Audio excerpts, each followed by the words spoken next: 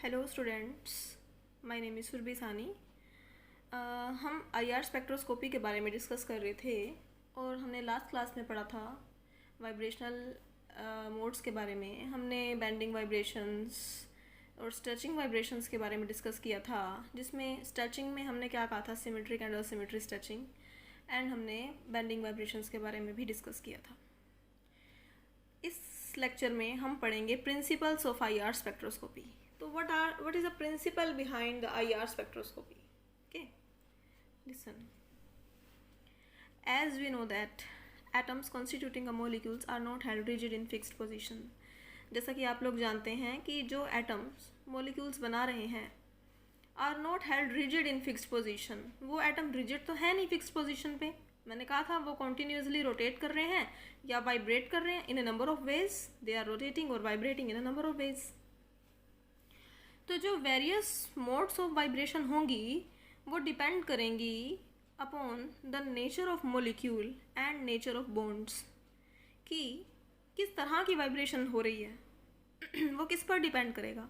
वो डिपेंड करेगा कि मोलिक्यूल कैसा है, या मोलिक्यूल्स में किस तरह के फंक्शनल ग्रुप्स अटैच हैं, या मोलिक्यूल का नेचर ऑफ बॉन्ड्स कैसा है, मतलब किस तरह के बॉन्ड्स प्रेजेंट हैं। ठीक है, तो आपको समझ में आया। The various modes of vibration, किस तरह की मोड है वाइब्रेशन का, वो डिपेंड करता है upon the nature of molecule and nature of the bonds.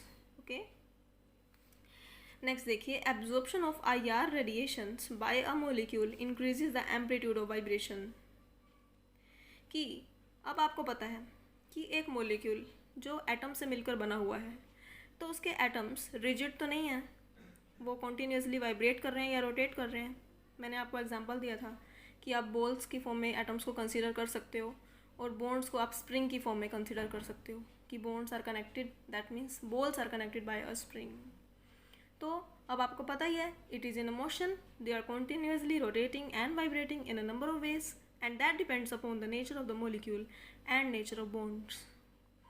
तो अगर आईआर रेडिएशंस का एब्जॉर्प्शन होगा, अगर वो मोलिक्यूल आईआर रेडिएशंस को एब्जॉर्ब करेगा, तो उसकी जो वाइब्रेशन हो रही थी ना, ऑलरेडी हो रही थी, उसके एम्पलीट्यूड में इंक्रीज हो जाएगा, वाइब्रेशंस का एम्पलीट्यूड बढ़ जाएगा। अगर वो आईआर रेडिएशंस को एब्जॉर्ब करेगा तो एम्पलीट्यूड ऑफ वाइब्रेशन बढ़ जाएगा, वाइब्रेशंस का एम्पलीट्यूड बढ़ जाएगा। और and brings change in the vibration energy level. और जो वाइब्रेशन एनर्जी लेवल्स ऑलरेडी वो मॉलिक्यूल पोजेस कर रहा था, जो उस मॉलिक्यूल के वाइब्रेशन एनर्जी लेवल्स थे, उनमें भी चेंज होगा अगर वो आईआर रेडिएशंस को एब्जॉर्ब करता है। ठीक है, तो अगर एक मॉलिक्यूल है जो कॉन्टीन्यूसली रोटेट या वाइब्रेट कर रहा है, वो आईआर रेडिएशंस को एब्जॉर्ब करता है, तो उसके वाइब्रेशंस के एम्पलीट्यूड में इंक्रीज होगा और उसके जो वाइब्रेशन एनर्जी लेवल्स थे उनमें भी चेंज होगा। अब आपको पता है वाइब्रेशन एनर्जी लेवल्स के अंदर कौन से लेवल्स होते हैं? Rotational energy levels. ठीक है ना, वाइब्रेशन एनर्जी लेवल्स के बीच में कौन से होते हैं? Rotational energy levels. तो सबसे पहले आपको पता है इलेक्ट्रॉनिक एनर्जी लेवल्स होते हैं, उनके अंदर कौन से होते हैं? वाइब्रेशन एनर्जी लेवल्स, और वाइब्रेशन के अंदर रोटेशनल एनर्जी लेवल्स। ओके, तो अगर वाइब्रेशनल एनर्जी लेवल्स में चेंज हो रहा है तो रोटेशनल एनर्जी लेवल्स तो उसके अंदर ही है, उनमें भी ऑटोमेटिक चेंज तो उनमें भी हो जाएगा ना। ठीक है, तो देखिए, and brings a change in the vibration energy level and therefore rotational energy level. Now, a part of molecule or bond absorbs only that wavelength of IR radiation which will provide that amount of energy required to raise the vibration energy level to a permitted value. क्या मतलब है इसका? देखिए कि एक part of a molecule या कोई भी बॉन्ड, वो वेवलेंथ आईआर रेडिएशन, देखिए वेवलेंथ आईआर रेडिएशन की हमारी वेवलेंथ होती है कोई ना कोई। ठीक है ना, जैसे मैंने आपको बताया था CGXUV-IMR। तो हमने रेडिएशंस को, लाइट को अरेंज किया है in the form of CGXUV-IMR।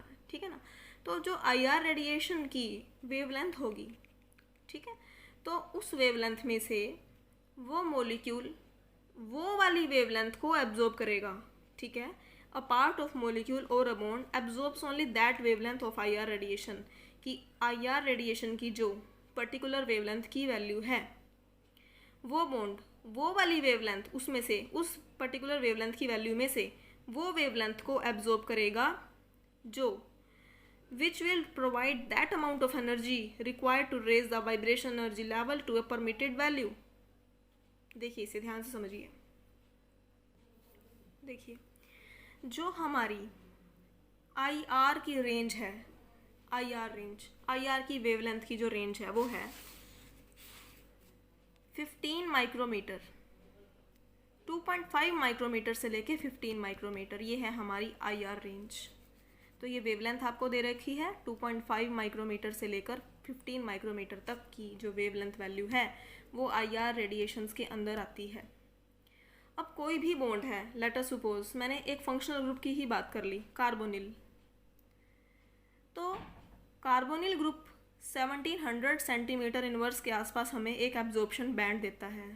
ठीक है, मैंने क्या बोला, कार्बोनिल ग्रुप 1700 सेंटीमीटर इनवर्स के आसपास हमें एक एब्जॉर्प्शन बैंड देता है। तो 667 सेंटीमीटर इनवर्स से लेके, या मैं यूँ कहूँ 4000 सेंटीमीटर इनवर्स तक की रेंज जो है वो किसके अंदर आती है, IR के अंदर।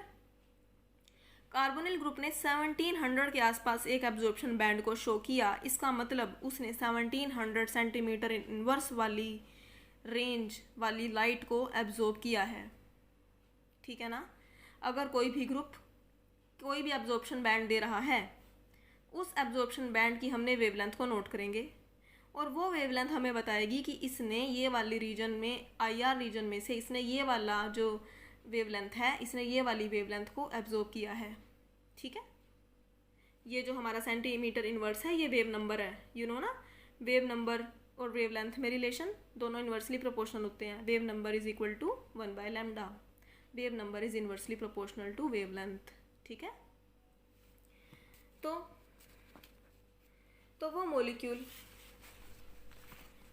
एब्जॉर्ब्स ओनली दैट वेवलेंथ, वो वाली वेवलेंथ IR रेडिएशंस में से वो ग्रुप, वो फंक्शनल ग्रुप वो वाली वेवलेंथ को एब्जॉर्ब करेगा। अब हमें पता है 1700 वाली जो है वैल्यू वो किसने एब्जॉर्ब की थी, कार्बोनिल ने। ठीक है, तो a part of molecular bond absorb that wavelength, वो वाली वेवलेंथ को एब्जॉर्ब करेगा which will provide that amount of energy required to raise the vibration energy level to a permitted value. कि हमें पता है कि मॉलिक्यूल ने जब IR रेडिएशंस को एब्जॉर्ब करना है तो उसके वाइब्रेशन एनर्जी लेवल में चेंज आना ही आना है ना, क्योंकि उसके एम्पलीट्यूड ऑफ वाइब्रेशन इंक्रीज होता है जब वो IR रेडिएशंस को एब्जॉर्ब करता है और वाइब्रेशन एनर्जी लेवल में चेंज आता है। लेट अस सपोज कार्बोनिल के केस में हमें पता है कि अगर इतना उसका, लेट अस सपोज इतना यहाँ से लेके यहाँ तक उसका कोई वाइब्रेशन एनर्जी लेवल है और वो इसकी चेंज यहाँ तक करवाना चाहता है कि इतना बड़ा करना चाहता है, तो वो उस वेवलेंथ की लाइट को एब्जॉर्ब करेगा जो उसको इस पर्टिकुलर परमिटेड वैल्यू तक पहुंचा देगी, जो उसके वाइब्रेशन लेवल को यहाँ से इतने से लेकर इतना बड़ा कर देगी। ठीक है, तो ये कह रहा है as infrared radiation of specific wavelength is absorb. अब वो स्पेसिफिक वेवलेंथ जब एब्जॉर्ब हो जाएगी, वो स्पेसिफिक वेवलेंथ जब एब्जॉर्ब हो जाएगी तो एब्जॉर्प्शन सिग्नल वो दिखाएगा। ठीक है, नेक्स्ट टॉपिक है हमारा units in the IR spectroscopy. The position of absorption of IR radiation और एब्जॉर्प्शन बैंड। अब हमें, आपको पता ही है IR स्पेक्ट्रोस्कोपी की में हम क्या यूज़ करते हैं, इंस्ट्रूमेंट IR स्पेक्ट्रोफोटोमीटर यूज़ करते हैं और हमें इस तरह का एक ग्राफ मिलता है, एक स्पेक्ट्रा मिलता है जिसमें हमें बहुत सारे एब्जॉर्प्शन बैंड्स देखने को मिलते हैं।